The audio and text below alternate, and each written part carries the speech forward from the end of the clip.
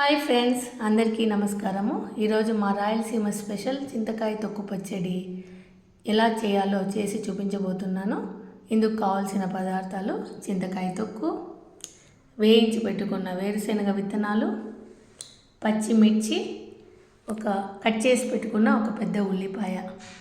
చింతకాయ తొక్కుకు ఈ 4 పదార్థాలు రెడీ చేసుకొని పెట్టుకోవాలి. ఇప్పుడు ఎలా తయారు చేయాలో చూద్దాం. మొట్టమొదట వేరుశెనగ విత్తనాలు మిక్సీ జార్లోకి వేసుకొని పొడి చేసుకోవాలి.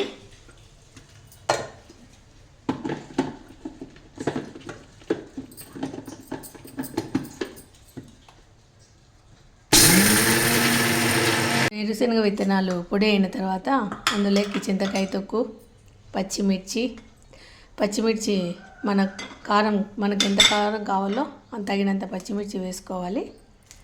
ఇందులోకి ఉప్పు వేయకూడదు, ఎందుకంటే ఆల్రెడీ చింతకాయ తొక్కులో ఉప్పు వేసి రెడీ చేసి ఉంటాము. ఈ చింతకాయ తొక్కు సంవత్సరానికి ఒక్కసారి మాఘమాసంలో రెడీ చేసుకొని పెట్టుకుంటాము. మా రాయలసీమలో ఉండే వాళ్ళందరికీ ఈ విషయం తెలిసే ఉంటుంది.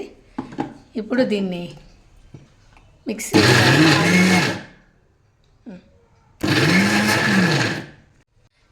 ఇందులోకి తగినన్ని వాటర్ పోసుకొని మిక్సీ ఆడించాలి.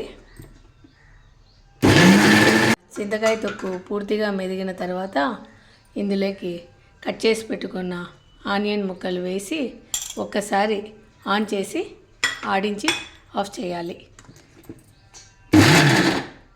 మిక్సీలో ఆడించుకున్న చింతకాయ తొక్కు పచ్చడిని ఇలా బౌల్లోకి ట్రాన్స్ఫర్ చేసుకొని ఇప్పుడు మనము తిరువాత పెట్టుకోవాలి. ఇలా స్టవ్ మీద గోళం పెట్టి కొంచెం ఆయిల్ వేసి ఇందులోకి ఆవాలు, జీలకర్ర, ఉద్దిబెల్లు, ఒట్టిమిరపకాయలు వేయాలి. ఇలా చిటపట అనేటప్పుడు కరివేపాకు వేయాలి.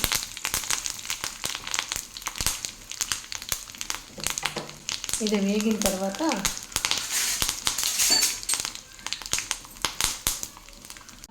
తర్వాత ఇలా చింతకాయ తొక్కులోకి వేసి కలియదిప్పాలి. అంతే, రాయలసీమ స్పెషల్ చింతకాయ తొక్కు రెడీ.